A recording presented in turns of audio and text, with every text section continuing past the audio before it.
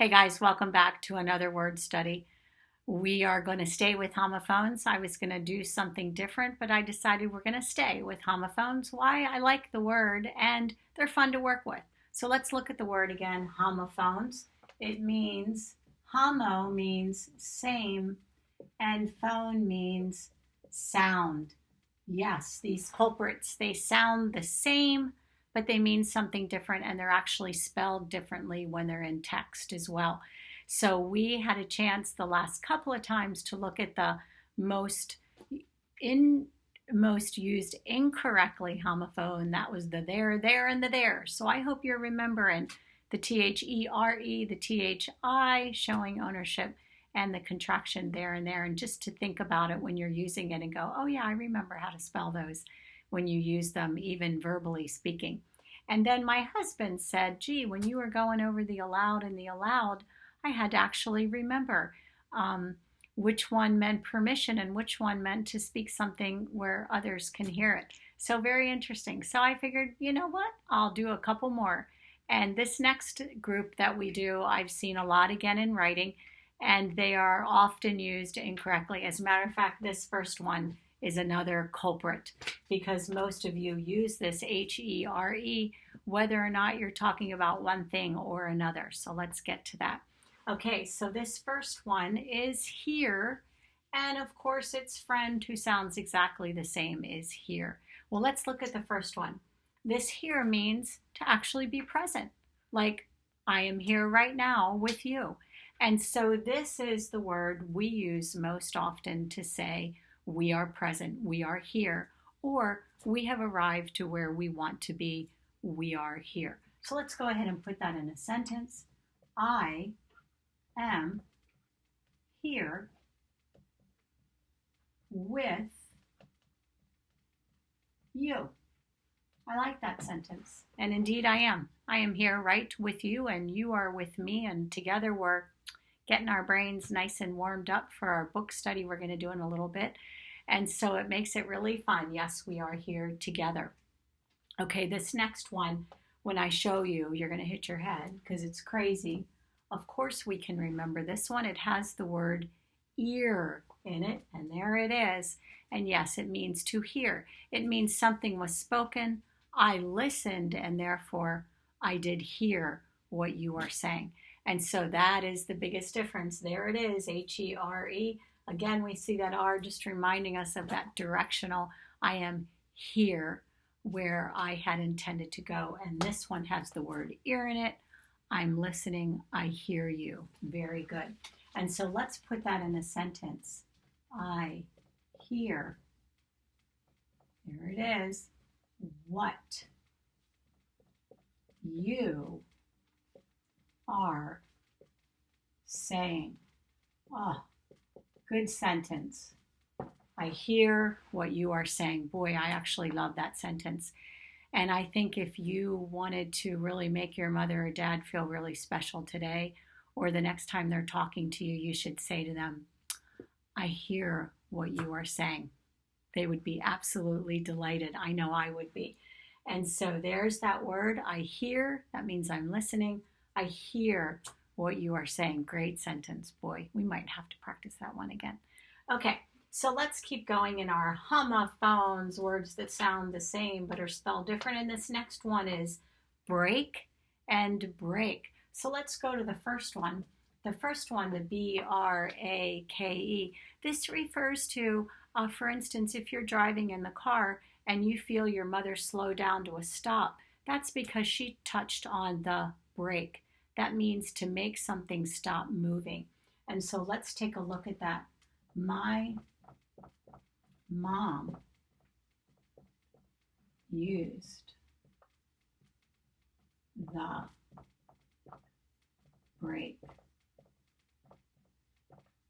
to stop.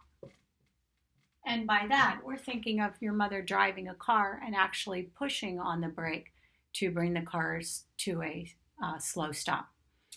And so if you were using this word brake, perhaps you're riding your bicycle and you use a handbrake that makes you slow down on the bike. And so break, B-R-A-K-E, actually means to slow down. So let's move on to this next break. And this next break actually has two different meanings. The first meaning is one of my favorite words because it means if I've worked really, really hard and I'm exhausted, I get to take a break. That's right, a rest, a moment in between working. And so let's go ahead and write that.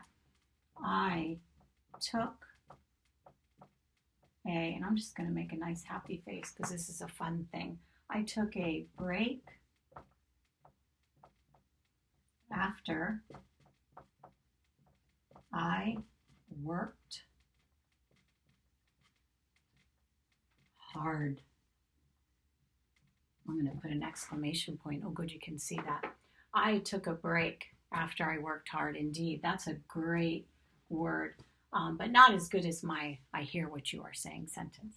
Okay, let's look at the other meaning of break. And this one is not such a good one because it means that something has been put into pieces. Maybe that's not supposed to be, hence the word break. So maybe you use something incorrectly and you didn't realize it, or maybe you were bending your pencil out of frustration and snap. What it means is it means to go into it to more pieces. And so let's go ahead and use the word break to indicate that meaning. So we would say